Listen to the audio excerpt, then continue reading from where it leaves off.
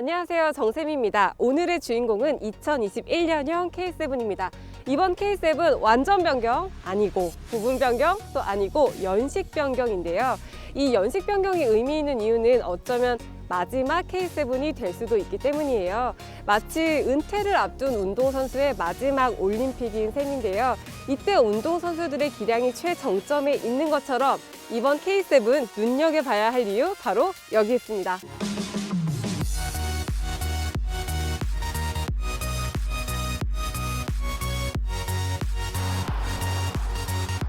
네, 전면입니다. 대부분은 동일한데요. 디자인적으로 바뀐 건 그릴과 색상 이 두 가지입니다. 기존에는 음각 형태의 세로 그릴, 인탈리오 그릴이 적용됐는데요. 이번엔 보시는 것처럼 이 커스텀 그릴이 추가됐습니다. 완전히 바뀐 건 아니고 25만 원이 추가되는 옵션 사양인데요. 저희 시승차를 포함해서 6가지 트림에서만 제공이 됩니다. 네, 이 커스텀 그릴은 항공기 날개를 형상화했는데요. 가까이서 보면은 이렇게 날개를 좌우로 펼친 모습 같기도 하죠. 그리고 조금 멀리서 보면은 마치 철새떼가 날아가는 장면을 포착해 놓은 것 같기도 한데요. K9의 스포츠 그릴이 딱 이런 느낌이거든요. 어쩌면 K8의 힌트일 수도 있지 않을까요?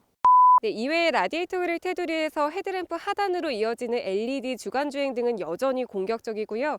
외장 색상은 기존 5가지였는데요. 플라티늄 그라파이트가 인터스텔라 그레이로 바뀌었고요. 실키 실버 색상이 없어지고 스틸 그레이로 변경됐습니다. 네, 드디어 그랜저 이야기가 나옵니다. K7이 그랜저보다 예쁘다라고 말하는 게 이 디자인과 크기였죠. 그런데 작년 더 뉴 그랜저부터는 상황이 완전히 역전됐습니다. 그랜저가 휠베이스는 3cm, 너비는 5mm 더 큰데요. 그런데 이 길이는 여전히 K7이 더 깁니다. 그래서 이렇게 옆으로 잘 빠진 좀 늘씬한 모습을 갖추고 있고요. 비례적으로도 유려한 멋을 갖추고 있죠. G80과 비교하면 전 장은 같은데 이 키 전고는 G80이 5mm 더 작습니다. 네, 타이어는 미쉐린의 프라이머시 MX M4 타이어가 적용이 됐고요. 저희 시승 차량은 245에 40R 19인치 사이즈입니다. 가솔린 3.0은 18인치와 19인치 중에 선택할 수 있고요. 기본 사이즈는 17인치입니다. 이제 후면으로 가볼까요? K7의 상징이죠. 좌우가 연결된 커넥티드 램프, 절취선 램프가 그대로 적용이 되어 있고요. 오른쪽 아래에는 여기 이렇게 3.0 배지가 있어요. 가솔린 3.0과 하이브리드에만 이 엔진 배지가 부착이 됩니다. 네, 실내입니다. 전체적인 구성은 단정합니다. 부분 변경이 되면서 디자인적으로 개선이 됐는데요. 먼저 인포테인먼트 스크린이 12.3인치 그랜저와 같은 크기로 적용되어 있습니다.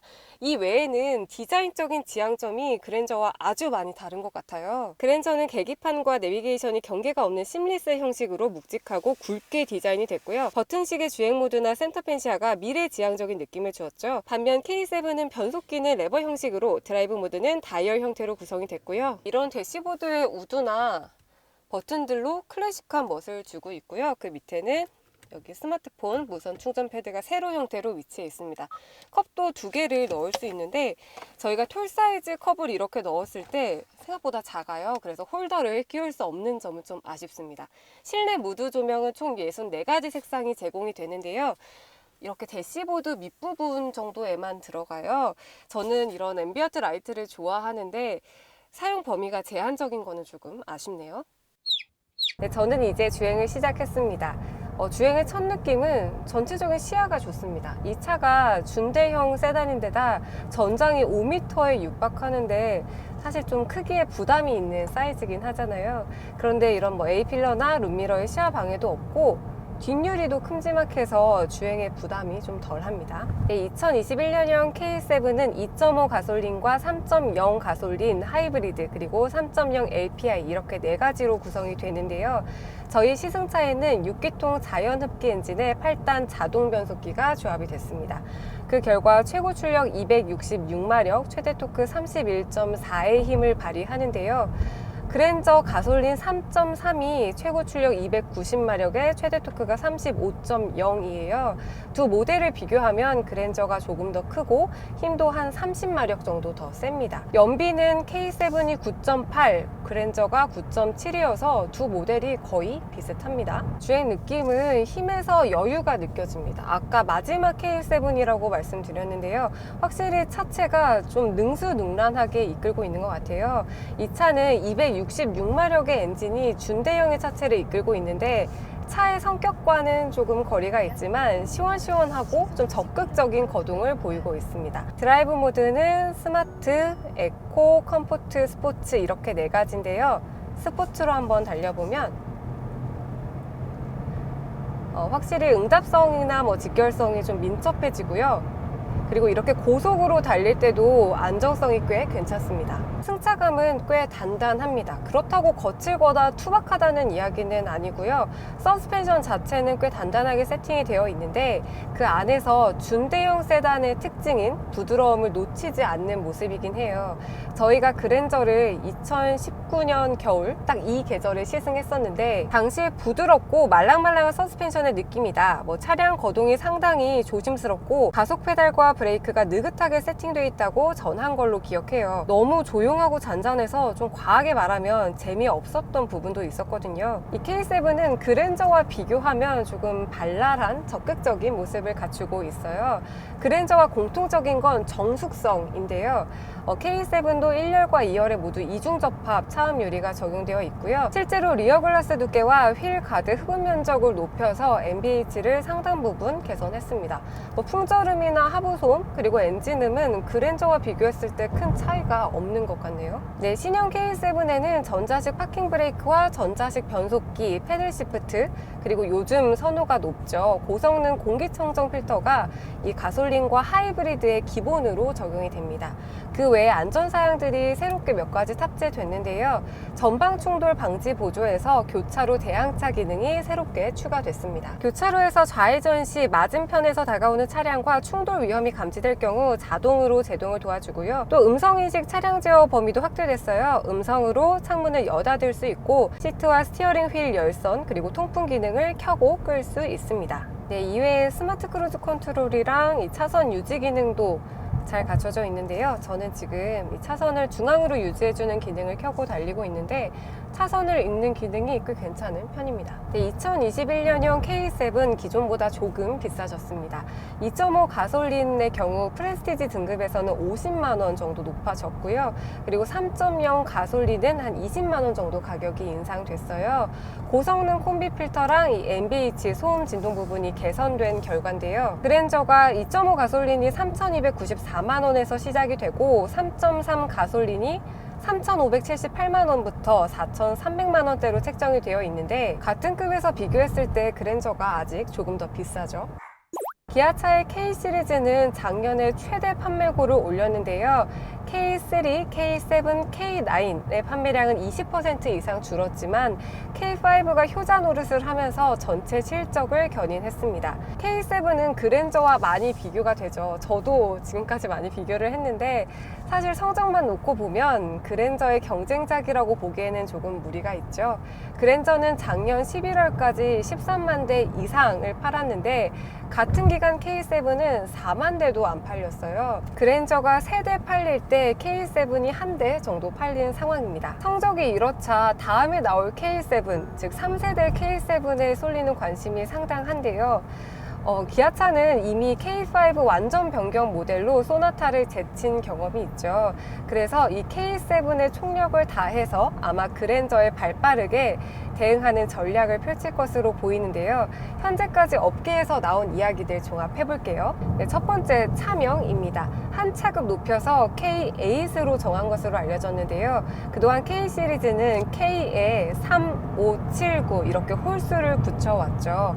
어디서 봤는데 짝수는 좀 정적인 느낌을 그리고 홀수는 역동적인 느낌을 준다고 해요. 이런 관행을 깨고 7에서 8로 하나 높여서 조금 더 고급스러운 이미지를 가져가는 전략으로 보입니다. 두 번째는 출시 시기인데요. 아마 올해 1분기 안에 출시가 될 전망이에요.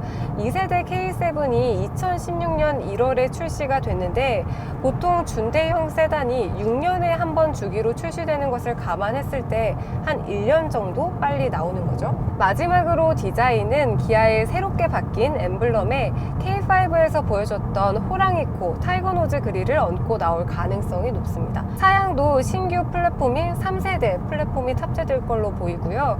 여기에 4륜 구동 옵션이 추가돼서 그랜저와 차별화를 꾀할 것으로 보입니다. 또 GT와 GT 라인도 추가될 가능성도 언급되고 있는 것으로 알려졌습니다. 네, K7 패밀리 세단인 만큼 2열의 크기로도 그랜저와 비교가 되더라고요. 그럼 2열 넓은지 좁은지 제가 직접 가서 확인해 보겠습니다. 네, 저는 이제 2열에 앉았습니다. 아무래도 패밀리카답게 2열 충분히 넓은데요. 그랜저와 비슷한 것 같아요. 그런데 그랜저가 휠베이스가 길어진 만큼 사실 더 넓다고 합니다. 그렇다고 하더라도 K7도 충분히 여유로운 공간을 갖추고 있어요. 지금 헤드룸도 이렇게 주먹 1개 반 정도가 들어가고요. 레그룸이 상당히 넉넉해요. 한 주먹이 3개가 한 4개 정도 들어갈 것 같네요. 그리고 1열 좌석 밑에 발을 넣는 공간도 아주 여유 있게 있습니다.